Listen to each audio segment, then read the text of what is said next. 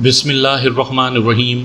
سامعین کرام، آپ سن رہے ہیں انسپیکٹر احمد یار خان مرحوم کی کہانیوں کے سلسلے میں ایک اردو کہانی آشرم سے اس بازار تک۔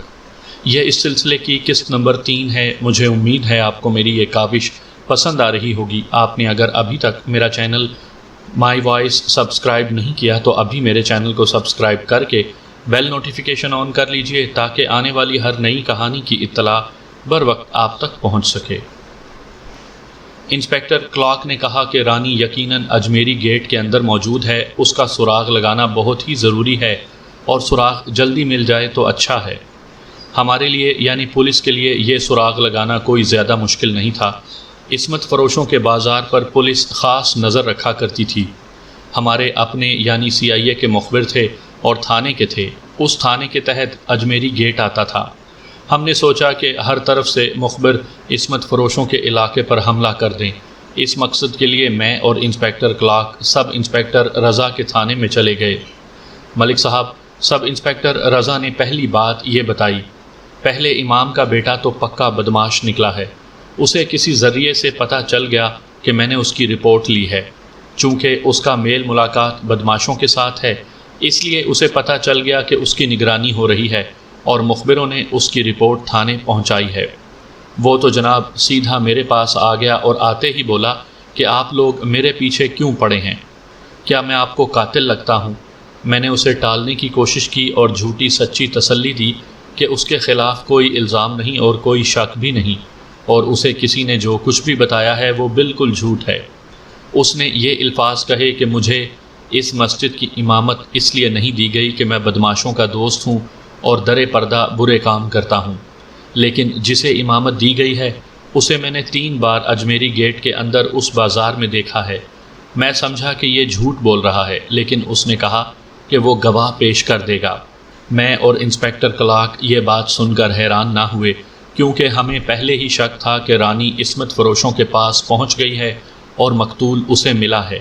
مجھے خیال آیا کہ مقتول اگر وہاں گیا تھا تو بدی کی خاطر نہیں بلکہ رانی سے ملنے گیا ہوگا۔ انسپیکٹر کلارک نے سب انسپیکٹر رضا سے کہا کہ وہ ابھی پہلے امام کے بیٹے کو تھانے بلائے۔ 1 گھنٹے کے انتظار کے بعد وہ فوراً آ گیا۔ اس کی داڑھی کچھ لمبی تھی اور لباس سے بھی وہ مولوی ہی لگتا تھا، اور اس کے سر پر کپڑے کی ٹوپی تھی۔ میں نے اسے اپنے پاس بٹھا لیا۔ وہ بڑے اتفاق سے ملا۔ اسے ذرا سا بھی ڈر نہیں تھا، نہ گھبراہٹ تھی کہ اسے تھانے بلایا گیا ہے اور یہ بلاوا قتل کی اس واردات کے متعلق ہی ہو سکتا ہے۔ میں نے اس میں خاص طور پر خود اعتمادی دیکھی۔ ایسی خود اعتمادی شریف لوگوں میں اس وقت ہوا ہی نہیں کرتی جب کبھی ان کا سامنا پولیس سے ہو جائے۔ مولانا، میں نے اسے کہا، سنا ہے آپ نے مقتول امام کو 3 بار اجمیری گیٹ کے اندر گھومتے پھرتے دیکھا ہے؟ ہاں صاحب، اس نے کہا، میں نے اسے اس جگہ دیکھا تھا جہاں صرف طوائف باز اور تماش بین ہی جایا کرتے ہیں۔ مولانا، آپ وہاں کیا کرنے گئے تھے؟ میں نے پوچھا۔ آپ کا تو اس علاقے کے ساتھ کوئی تعلق ہی نہیں ہونا چاہیے۔ آپ وہاں کیا کرنے گئے تھے جہاں صرف تماش بین اور طوائف باز ہی جایا کرتے ہیں؟ میں وہاں سے گزر رہا تھا، اس نے جواب دیا، لیکن اب میں نے اس میں کچھ گھبراہٹ دیکھی۔ کیا آپ 3 بار وہاں سے گزر رہے تھے؟ میں نے پوچھا۔ آپ کہاں جایا کرتے ہیں کہ آپ کو مجبوراً اس علاقے میں سے گزرنا پڑتا ہے، اور وہ بھی رات کے وقت؟ اب اسے کچھ سوجھ نہیں رہا تھا کہ کیا جواب دے۔ مجھے یقین ہو گیا تھا کہ اس کے متعلق یہ رپورٹ 100% صحیح ہے کہ یہ عصمت فروشوں کے ہاں آتا جاتا ہے۔ کیا آپ نے مسجد کمیٹی کو نہیں بتایا؟ میں نے پوچھا۔ نہیں بتایا صاحب، اس نے جواب دیا۔ میں بتانا چاہتا ہوں لیکن ڈرتا ہوں کہ کوئی بھی یقین نہیں کرے گا۔ سب کہیں گے کہ چونکہ مجھے اس مسجد کی امامت نہیں ملی اس لیے میں اس امام کو بدنام کر رہا ہوں۔ اب تو وہ بیچارہ قتل ہی ہو گیا ہے، اس لیے میں اچھا نہیں سمجھتا کہ اس پر کوئی الزام عائد کروں۔ میں نے مزید کریدنا شروع کر دیا۔ یہ سارے سوال اور ان کے جواب اور میری زیرہ بتانے کی ضرورت نہیں۔ میں دراصل یہ معلوم کرنا چاہتا تھا کہ رانی کہاں ہے۔ میرے ذہن میں یہ بات اٹکی ہوئی تھی کہ مقتول اجمیری گیٹ میں جاتا ہے تو صرف رانی کے لیے ہی جاتا ہے۔ میں نے رانی کا سراغ لگانا تھا۔ میں پہلے امام مرحوم کے اس بیٹے سے یہی پوچھ رہا تھا کہ اس نے مقتول کو عصمت فروشوں کے علاقے میں کس کس جگہ دیکھا ہے۔ اس نے مقتول کو 3 دفعہ وہاں دیکھا تھا۔ 2 دفعہ اس نے ایک ہی جگہ دیکھا۔ وہ ایک 3 منزلہ فلیٹ تھا جس میں عصمت فروش ہی آباد تھے اور اپنا کاروبار چلاتے تھے۔ میں نے یہ فلیٹ اپنے ذہن میں رکھ لیا۔ امام کے بیٹے کو فارغ کر دیا، اس پر ہمیں کوئی شک نہیں تھا۔ پہلے شک ہوا تھا، وہ اس پوچھ گچھ میں ختم ہو گیا۔ اس سے تو ہمیں بڑا ہی کارآمد سراغ مل گیا تھا۔ اسے فارغ کر کے میں نے سب انسپکٹر رضا کو اپنی ضرورت بتائی اور کہا کہ وہ اپنے اس بازار کے مخبروں کو بلا کر کہے کہ وہ معلوم کریں کہ اس فلیٹ میں رانی نام کی ایک نوجوان لڑکی چند مہینے ہی ہوئے ہیں آئی ہے یا لائی گئی ہے۔ میں نے رضا کو یہ بھی بتا دیا کہ یہ لڑکی امبالہ کی رہنے والی ہے اور دلی کے آشرم سے بھاگی ہے یا اسے کسی طرح دھوکے میں یہاں لایا گیا ہے۔ وہاں سے ہم اس تھانے میں چلے گئے جس کے تحت اجمیری گیٹ کا اندرونی علاقہ آتا تھا۔ اس تھانے کا ایس ایچ او ایک ہندو سب انسپکٹر امرناتھ تھا۔ اسے بھی اپنی یہ ضرورت بتائی جو رضا کو بتائی تھی، اور اسے کہا کہ وہ معلوم کر کے بتائے کہ رانی نام کی لڑکی اس فلیٹ میں ہے یا نہیں، یا وہ کہاں رہتی ہے۔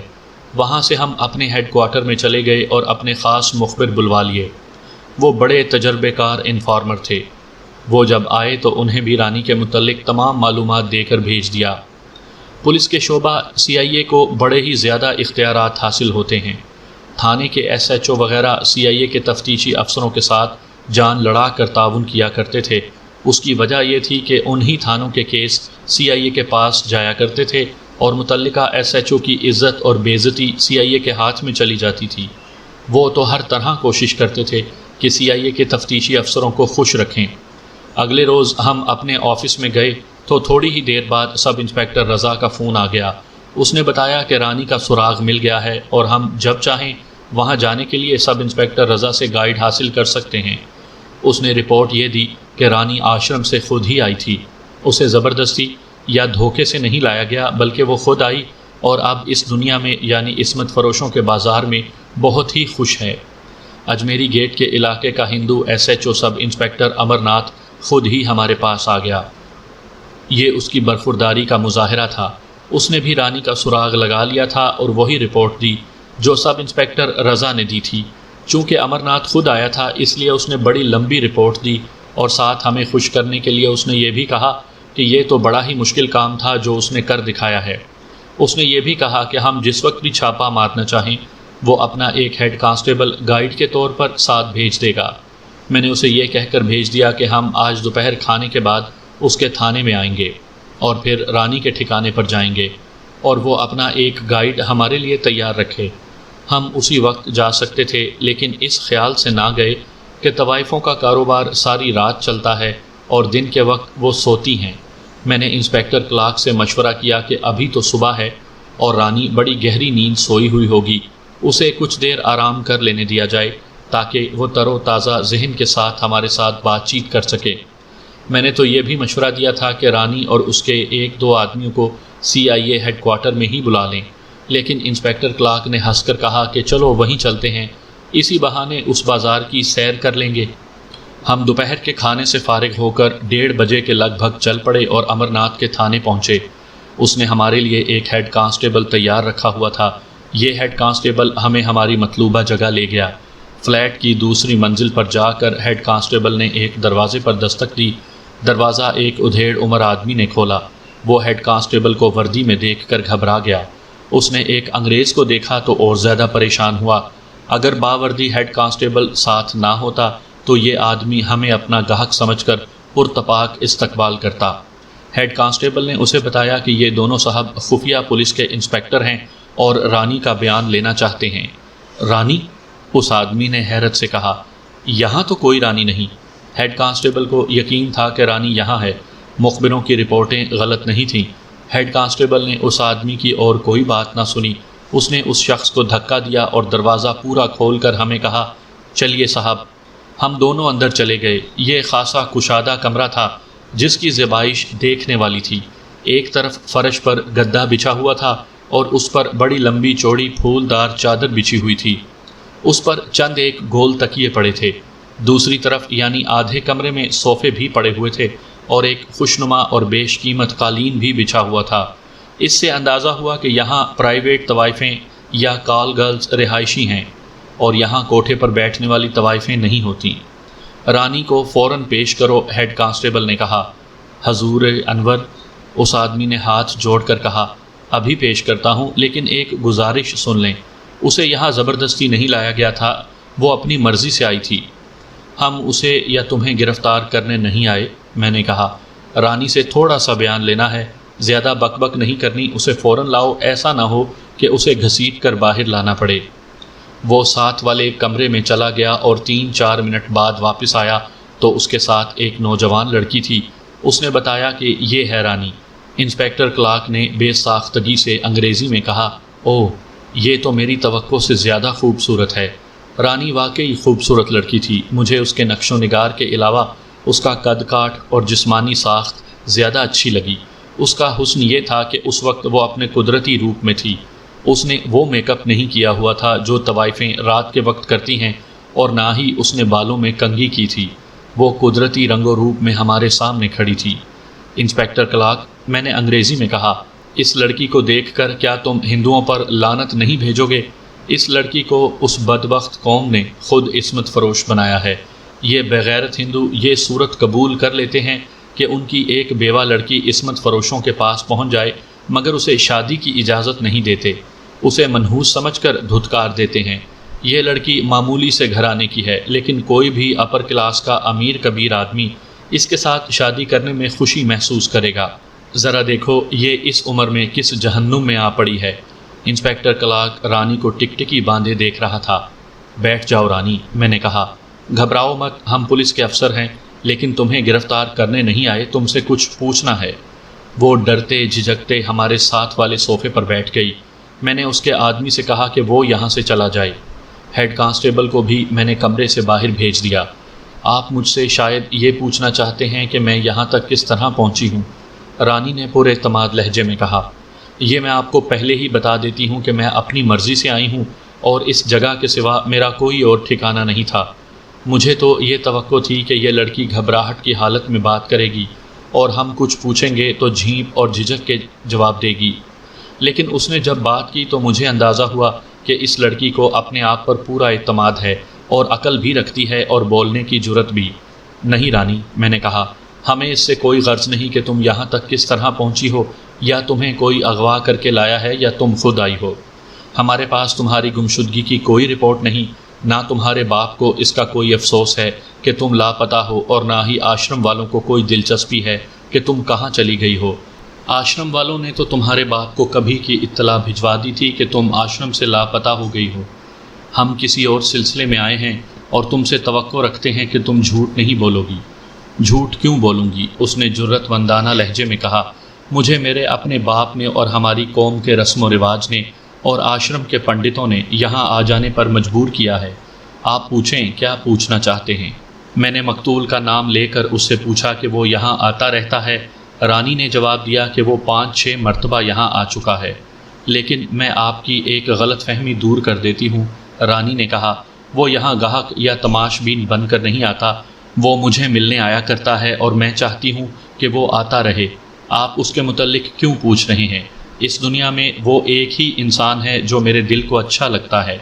اب وہ تمہارے پاس کبھی نہیں آئے گا رانی، میں نے کہا، وہ قتل ہو گیا ہے۔ رانی صوفے کے ساتھ پیٹھ لگائے بیٹھی تھی۔ میری بات سن کر وہ بدکی اور آگے کو ہو گئی۔ اس کی آنکھیں اور زیادہ کھل گئیں، منہ بھی کھل گیا، لیکن وہ کچھ دیر بول ہی نہ سکی۔ وہ ایسی خبر سننے کے لیے تیار نہیں تھی۔ کیا آپ جاوید کی بات کر رہے ہیں؟ رانی نے پوچھا اور کہا، وہ جاوید جو امبالہ سے یہاں آیا ہے اور ایک مسجد میں امام ہے۔ مقتول کا نام جاوید تھا۔ میں نے رانی کو بتایا کہ میں اسی جاوید کی بات کر رہا ہوں۔ اب جو وہ روئی ہے اور میں اور انسپکٹر کلارک پریشان ہو گئے۔ پہلے تو ہم اسے سسکتے اور پھر ہچکیاں لیتے دیکھتے رہے، آخر اسے بہلانے لگے اور بہت دیر بعد اس نے اپنے آپ پر قابو پایا۔ اس سے ہم نے اندازہ کیا کہ رانی کو مقتول کے ساتھ کتنی شدید اور دلی محبت تھی۔ رانی تو اب دولت مندوں کی چیز تھی، ان کے مقابلے میں مقتول کوئی حیثیت ہی نہیں رکھتا تھا، لیکن رانی نے اسے اپنے دل میں بسا رکھا تھا۔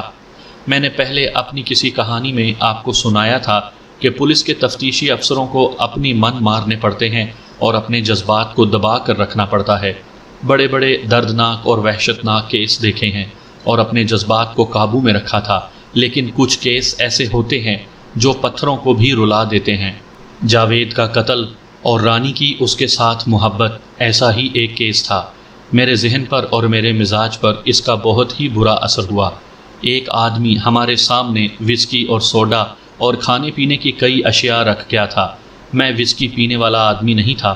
انسپیکٹر کلارک نے تھوڑی سی وسکی اپنے لیے ڈال لی اور میں نے 2-3 ٹکے یہ پوچھ کر کھا لیے کہ یہ حلال گوشت کے ہیں۔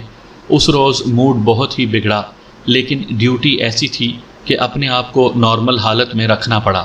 رانی کا رد عمل مجھ سے برداشت نہیں ہو رہا تھا۔ اسے کس نے قتل کیا ہے؟ رانی نے سسکتے ہوئے پوچھا۔ قتل کیا ہی کیوں ہے؟ وہ تو بڑا ہی پیارا آدمی تھا۔ ہم اس کے قاتل کی تلاش میں آئے ہیں۔ میں نے کہا، یہ بتاؤ کہ وہ جب تمہارے پاس یہاں آیا کرتا تھا تو کیا تمہارے یہ آدمی یا مالک اعتراض کرتے تھے؟ بالکل نہیں، رانی نے جواب دیا۔ میں نے انہیں بتا دیا تھا کہ اسے گاہک نہ سمجھیں اور اس کے ساتھ میرا ایسا ویسا تعلق نہیں۔ اس کے ساتھ میری محبت ہے اور جب تک یہ آتا رہے گا میں ہنسی خوشی اس کاروبار میں لگی رہوں گی۔ وہ دن کے وقت آیا کرتا تھا اور میرے آدمی یہاں موجود رہتے تھے۔ یہ شک دل سے نکال دیں کہ اس کے یہاں آنے پر کسی کو اعتراض تھا۔ جاوید نے مرتے وقت تمہارا نام لیا تھا، میں نے کہا۔ اس نے کہا تھا رانی کو معلوم ہے۔ اس کے بعد وہ کچھ نہ کہہ سکا اور فوت ہو گیا۔ یہ بات سن کر رانی نے پھر پہلے کی طرح بے قابو ہو کر رونا شروع کر دیا۔ میں نے اسے بہلا لیا اور کہا کہ وہ اپنے آپ پر قابو رکھ کر ہمارے ساتھ تعاون کرے تاکہ ہم قاتل تک پہنچ جائیں۔ میں نے اسے یہ بھی بتا دیا کہ ہم امبالہ تک ہو آئے ہیں اور وہاں مقتول کے دوست لیاقت علی سے بھی ملے ہیں، مقتول کے گھر بھی گئے تھے، اور رانی کو یہ بھی بتایا کہ اس کے باپ کے ساتھ بھی ملاقات کر آئے ہیں، اور اس کے باپ نے ہی ہمیں بتایا تھا کہ رانی کو آشرم میں داخل کروا دیا گیا ہے۔ میں نے رانی کو یہ بھی بتایا کہ اس کے باپ نے ہی ہمیں بتا دیا تھا کہ رانی آشرم سے غائب ہو گئی ہے۔ اس کے بعد رانی کے ساتھ بہت باتیں ہوئیں اور اس نے بھی بہت باتیں کی، اور اس طرح ہماری بات چیت ایک صحیح راستے پر آ گئی۔ یہ ساری کی ساری باتیں سنانا کوئی ضروری نہیں، میں یہاں کہانی مکمل کرنا چاہتا ہوں اور اس کے لیے انتہائی ضروری باتیں پیش کر رہا ہوں۔ رانی نے کچھ نئے انکشافات کیے جن سے ہمارا مسئلہ حل ہو گیا۔ اس نے سب سے پہلے اپنے متعلق بیان دیا اور کہا کہ وہ اپنے متعلق اس لیے سب کچھ بتانا چاہتی ہے کہ ہمیں یہ شک نہ رہے کہ اس کے ساتھ کسی نے زبردستی کی ہے اور عصمت فروشوں کے جال میں پھینک دیا گیا ہے۔ وہ تو میں پہلے بیان کر چکا ہوں کہ وہ شادی کے پہلے 1 سال بعد ہی بیوہ ہو گئی تھی۔ اسے ماں باپ نے گھر میں قید کر لیا اور سہیلیوں نے بھی اس کے ساتھ ملاقات اور بول چال بند کر دی۔ 2-2.5 سال تو اس نے صبر کیے رکھا، لیکن ایک روز وہ یکلخت باغی ہو گئی اور اس نے ایک دوست بنا لیا۔ میں یہ بھی سنا چکا ہوں کہ اس نے کتنے دوست بنائے اور پھر مقتول جاوید کے ساتھ اس کی ملاقات ہو گئی۔ رانی نے مقتول کے مردانہ حسن اور ورزشی جسم سے متاثر ہو کر اس کے ساتھ دوستی لگائی تھی، لیکن مقتول نے پہلے ہی روز اسے یہ الفاظ کہے کہ ہر انسان حیوان اور جانور نہیں ہوتا اور ہونا بھی نہیں چاہیے۔ مقتول نے اسے یہ بھی کہا کہ انسان کی اصل ضرورت روحانی پیار اور محبت ہے۔ اس نے رانی کو یہ بھی سمجھایا کہ اس کے دوستوں کی دلچسپی اس کے جسم کے ساتھ ہے اور وہ اسے ہر جگہ بدنام کرتے پھر رہے ہیں۔ مختصر بات یہ ہوئی کہ مقتول نے رانی کو سچے پیار سے روشناس کروایا۔ تب رانی نے اسے بتایا کہ ہندوؤں میں تو یہ ایک قسم کا رواج ہے اور شاید وہ اسے مذہبی فریضہ سمجھتے ہیں کہ عورت کو جانور یا غلام سمجھنا ہے اور اسے ذرا سی بھی اہمیت نہیں دینی۔ رانی کو جب مقتول نے روحانی محبت دی تو اسے پتہ چلا کہ وہ کیا تشنگی محسوس کر رہی تھی، جس کی تسکین یکے بعد دیگرے اس کے 3 دوست بھی نہیں کر سکے۔ رانی کے دل میں مقتول کا ایسا پیار پیدا ہوا کہ وہ اس کے بغیر تڑپنے لگی تھی۔ اس نے دوستیاں ترک کر دیں اور روحانی طور پر مقتول کی ہو کر رہ گئی۔ رانی نے بتایا کہ مقتول نے کہا تھا کہ وہ اسے مسلمان کر کے اس کے ساتھ شادی کرے گا۔ مقتول نے اس کے ساتھ ایسا دھوکہ نہیں کیا تھا کہ اس کی ابھی شادی ہی نہیں ہوئی، بلکہ اسے بتا دیا تھا کہ اس کی بیوی ہے جو اسے پسند نہیں اور وہ اسے طلاق دے دے گا۔ رانی نے مقتول کی یہ تجویز دل و جان سے قبول کر لی تھی اور اس کے ساتھ کہیں بھاگ جانے کو بھی تیار تھی، لیکن مقتول کا کوئی باہر کا ٹھکانہ نہیں تھا جہاں وہ رانی کو لے کر چلا جاتا۔ وہ تو چاہتا تھا کہ وہ امبالہ میں ہی رہے گا اور رانی کو مسلمان کر کے شادی کرے گا، لیکن رانی نے اسے کہا تھا کہ اس نے ایسا کیا تو ہندو اسے قتل کر دیں گے اور ہندو مسلم فساد ہو جائے گا۔ مقتول اور رانی کی ملاقاتیں پہلے سے زیادہ ہونے لگیں اور ہندوؤں کو پتہ چل گیا۔ باپ نے رانی کو روکنا شروع کر دیا، لیکن رانی باغی ہو چکی تھی۔ بھائیوں نے رانی کو مارا پیٹا بھی، لیکن رانی باز نہ آئی۔ وہ یہاں تک دلیر ہو گئی تھی کہ مقتول نے اسے اگر کہا کہ آج رات فلاں وقت فلاں جگہ آ جانا، تو رانی گھر والوں کو سوتا چھوڑ کر گھر سے نکل آتی اور مقتول کے پاس پہنچ جاتی، اور وہاں سے اس وقت واپس آتی جب مقتول اسے کہتا کہ جاؤ رانی، اب چلی جاؤ۔ رانی بار بار مجھے کہتی تھی کہ وہ حیران ہے کہ آدھی رات کے وقت تنہائی میں بیٹھے ہوئے اور دونوں کے جسم ایک دوسرے کے ساتھ لگے ہوئے ہوتے، لیکن مقتول نے کبھی کوئی بیہودہ حرکت نہیں کی تھی۔ ایک روز رانی کے دونوں بڑے بھائیوں نے دلی سیر سپاٹے کا جانے کا پروگرام بنایا۔ رانی کے باپ نے اپنے ان بیٹوں سے کہا کہ رانی کو بھی ساتھ لے جاؤ، یہ بیچاری بہت پریشان ہے اور گھر میں قید ہے، اسے بھی سیر سپاٹا کروا لاؤ۔ رانی بہت حیران ہوئی اور خوش بھی کہ باپ نے ایک بات تو ایسی کی جو اس کے دل کو اچھی لگی تھی۔ وہ سمجھ نہ سکی کہ اس کے ساتھ کتنا بڑا دھوکہ کیا جا رہا ہے۔ بھائی ہنسی خوشی رانی کو اپنے ساتھ لے گئے۔ دلی جا کر وہ آشرم میں گئے اور رانی کو آشرم کے اندر بھیج کر بھائی وہاں سے چلے آئے۔ ایک دو دنوں بعد رانی کے کپڑے اور بستر وغیرہ بھی امبالہ سے لا کر دلی آشرم میں دے دیا۔ تب رانی کو پتہ چلا کہ باپ اور بھائیوں کے دلوں میں اس کا پیار کیوں جاگا تھا۔ یہ ہیں ہندو جو اپنی سگی بیٹی کو بھی دھوکہ دینے سے باز نہیں آتے۔ رانی کو مقتول جیسا مسلمان نوجوان کیوں اچھا نہ لگتا۔ رانی نے یہ بھی بیان کیا کہ وہ آشرم میں کس طرح روئی اور تڑپی، اور وہاں کی عورتوں اور اس کی ہم عمر لڑکیوں نے کس طرح اسے بہلایا۔ آشرم میں 3-4 پرانی عمر کی عورتیں ملازم تھیں اور وہ ان بیوہ عورتوں کی دیکھ بھال کرتی تھیں۔ ان عورتوں نے بھی رانی کو بہلا پھسلا لیا، لیکن رانی نے بتایا کہ ان عورتوں کی نیت ٹھیک معلوم نہیں ہوتی تھی۔ مثلا ایک ملازم عورت نے اسے کہا کہ تمہیں مستقل خاوند تو نہیں مل سکتا، لیکن یہاں تم خاوندوں کی کمی محسوس نہیں کرو گی، ایک سے ایک اچھا خاوند ملے گا اور عیش کرو گی۔